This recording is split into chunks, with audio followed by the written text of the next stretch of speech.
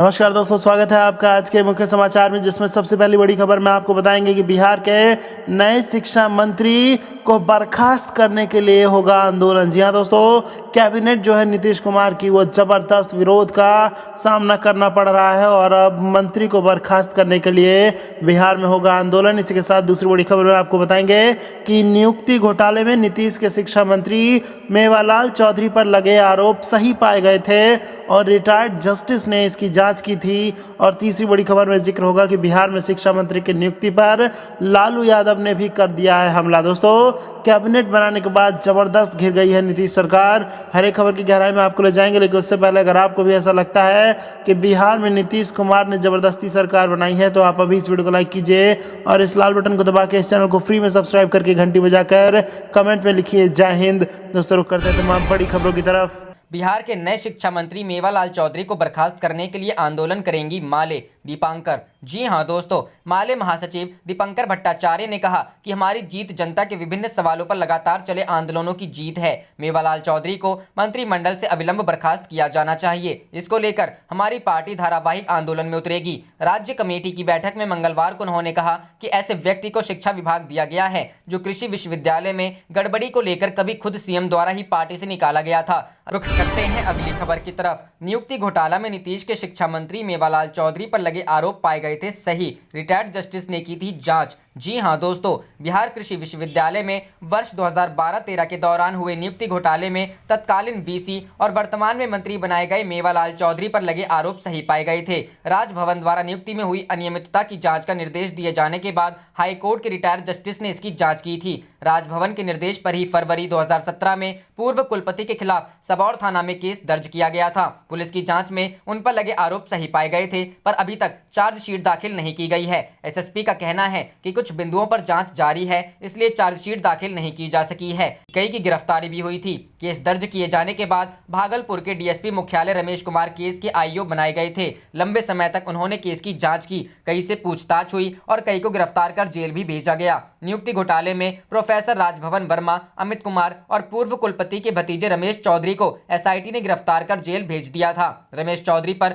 सुल्तानगंज थाने के कटहरा गांव के हिमांशु कुमार ने बहाली के 2 लाख का चेक देने का आरोप लगाया था। केस के आईओ रमेश कुमार को तारापुर का एसडीपीओ बना दिया गया, जिसके बाद केस का आईओ डीएसपी मुख्यालय 2 सुनील कुमार को बनाया गया है। बिहार कृषि विश्वविद्यालय में वर्ष 2012-13 में लगभग 160 सहायक प्राध्यापक व कन्या वैज्ञानिकों की नियुक्ति में अनियमितता बरती गई थी। बहाली के लिए चयन समिति के अध्यक्ष व तत्कालीन कुलपति मेवालाल चौधरी ने प्रोफेसर राजभवन वर्मा को ऑफिसर इंचार्ज और अमित कुमार को सहायक निदेशक बनाया था। आरोप लगा था कि दोनों ने बहाली में धांधली की और पास अभ्यर्थियों को फेल कर वेबसाइट पर रिजल्ट जारी कर दिया था। इसके बाद विश्वविद्यालय से बहाली से जुड़े कागजात भी गायब कर दिए थे। मामला प्रकाश में आया तो राजभवन के निर्देश पर हाईकोर्ट के रिटायर्ड जस्टिस ने इसकी जांच की थी। राजभवन के निर्देश पर फरवरी 2017 में पूर्व कुलपति के खिलाफ सबौर थाना में केस दर्ज किया गया था। पूर्व कुलपति से भी एसआईटी ने पूछताछ की थी। उसके बाद वे भूमिगत हो गए थे और बाद में पता चला कि उन्होंने हाईकोर्ट से बेल भी ले लिया। बीएयू में नियुक्ति में हुई अनियमितता की जांच में तत्कालीन कुलपति पर लगे आरोप सही पाए गए थे। उन्होंने कोर्ट से बेल ले लिया है। कुछ बिंदुओं पर अभी भी जांच की जा रही है, इसलिए अभी तक चार्जशीट दाखिल नहीं की जा सकी है।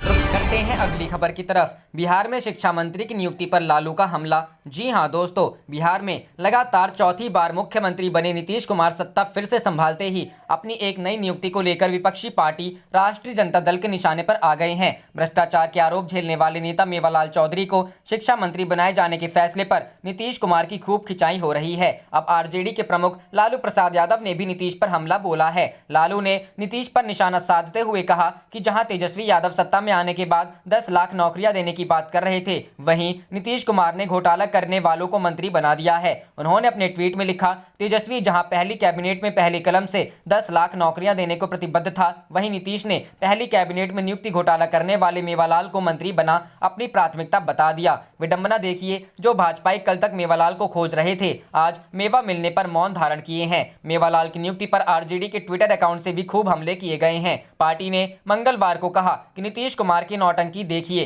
तेजस्वी जी पर फर्जी केस करवाकर इस्तीफा मांग रहे थे और यहां खुद एक भ्रष्टाचारी मेवालाल को मंत्री बना रहे हैं। कर्म की मार से बच नहीं पाओगे कुर्सी कुमार जी। वहीं पार्टी नियुक्ति के बाद से लगातार मेवालाल के कथित भ्रष्टाचार के मुद्दे पर नीतीश कुमार से सवाल पर सवाल किए जा रही है। बता दें कि नीतीश कुमार की कैबिनेट में शिक्षा मंत्री बने मेवालाल चौधरी पर बिहार एग्रीकल्चर यूनिवर्सिटी के कुलपति के पद पर रहने के दौरान असिस्टेंट प्रोफेसर भर्ती मामले में धांधली का आरोप लगा था और एफआईआर भी दर्ज हुई थी। उस वक्त उन्हें पार्टी से निलंबित भी कर दिया गया था, लेकिन अब उन्हें नीतीश ने अपना शिक्षा मंत्री बनाया है।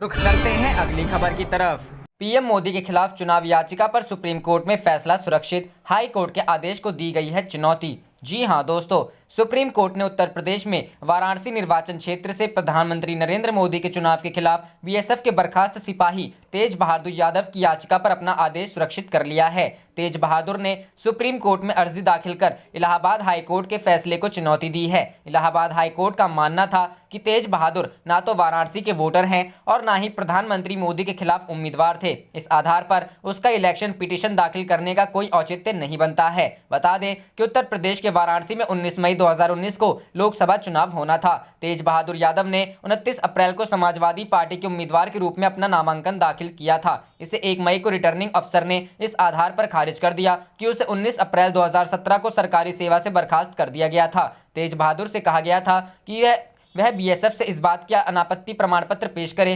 जिसमें उनकी बर्खास्तगी के कारण दिए हों, लेकिन वह निर्धारित समय में आवश्यक दस्तावेजों को प्रस्तुत नहीं कर सके। तेज बहादुर यादव ने कहना है कि उन्होंने नामांकन पत्र के साथ अपने बर्खास्तगी का आदेश दिया था जिसमें साफ था कि उसे अनुशासनहीनता के लिए बर्खास्त किया गया था। याचिका में यह भी कहा गया है कि रिटर्निंग अफसर ने उसे चुनाव आयोग से प्रमाण पत्र प्राप्त करने के लिए वाजिब समय भी दिया नहीं गया। लोकसभा चुनाव के दौरान वाराणसी लोकसभा से नामांकन रद्द होने के बाद तेज बहादुर ने प्रधानमंत्री नरेंद्र मोदी के चुनाव के खिलाफ सुप्रीम कोर्ट में याचिका दाखिल की थी। हालांकि सुप्रीम कोर्ट ने चुनाव आयोग को मामले में उचित निर्णय लेने का आदेश देते हुए याचिका को निस्तारित कर दिया था, जिसके बाद चुनाव आयोग ने इस मामले में जांच की और तेज बहादुर के सभी आरोपों को निराधार पाया और इसी आधार पर उनके नामांकन खारिज होने के फैसले को सही माना गया।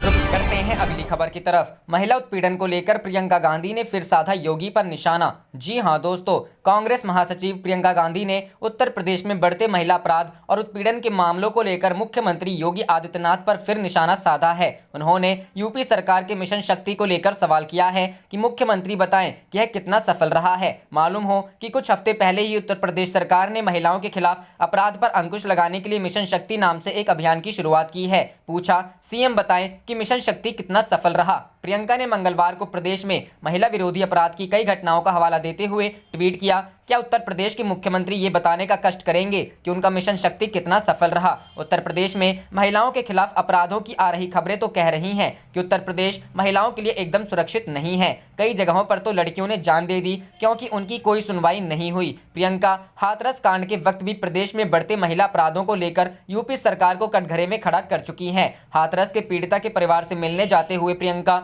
और राहुल गांधी को यूपी पुलिस ने रोक लिया था, जिसके बाद काफी हंगामा मचा था। हालांकि कुछ दिन बाद उन्हें हाथरस जाने की इजाजत दे दी गई थी। यह भी अजीब बात है कि प्रियंका यूपी कांग्रेस प्रभारी बनाए जाने के बाद से लगातार महिला अपराधों, रोजगार और कानून व्यवस्था को लेकर योगी सरकार पर सवाल उठाती रही है, लेकिन चुनावों में पार्टी इसे मुद्दा नहीं बना पा रही है। हाल के उपचुनाव इसके नजीर हैं, जिसमें 7 में से एक भी सीट कांग्रेस के हाथ नहीं लगी। 4 पर तो जमानत तक जब्त हो गई। उपचुनाव के नतीजे आने के बाद प्रियंका के यह पहला ट्वीट है जिसमें उन्होंने सीधे सीएम योगी को निशाने पर लिया है। पूरे उपचुनाव के दौरान प्रियंका एक भी बार यूपी नहीं गई, ना ही किसी प्रत्याशी के लिए प्रचार किया। इस बीच उत्तर प्रदेश महिला आयोग ने महिला उत्पीड़न की घटनाओं पर कानपुर नगर, बुलंदशहर, मथुरा, गोंडा, गोरखपुर, फतेहपुर और लखनऊ के पुलिस अधिकारियों से रिपोर्ट तलब की है। रुख करते हैं अगली खबर की तरफ। जमानत पर रिहा मेवालाल को मंत्री बना गिरे नीतीश, तेजस्वी बोले भ्रष्टाचारी को पुरस्कार। जी हां दोस्तों, बिहार के मुख्यमंत्री नीतीश कुमार ने असिस्टेंट प्रोफेसर की भर्ती में धांधली के आरोप डॉक्टर मेवालाल चौधरी को जेडीयू कोटे से मंत्री बनाया है। धांधली का आरोप झेल रहे मेवालाल को राज्य के शिक्षा विभाग की अहम जिम्मेदारी भी सौंपी गई है।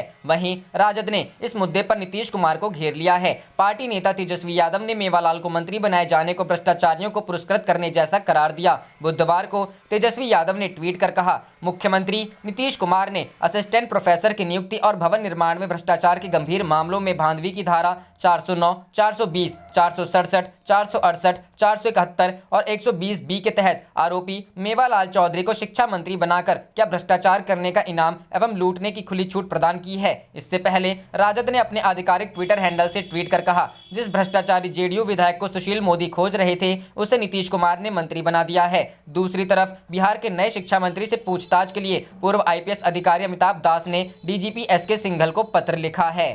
आप देख रहे थे आपका अपना चैनल जय हिंद जय भारत।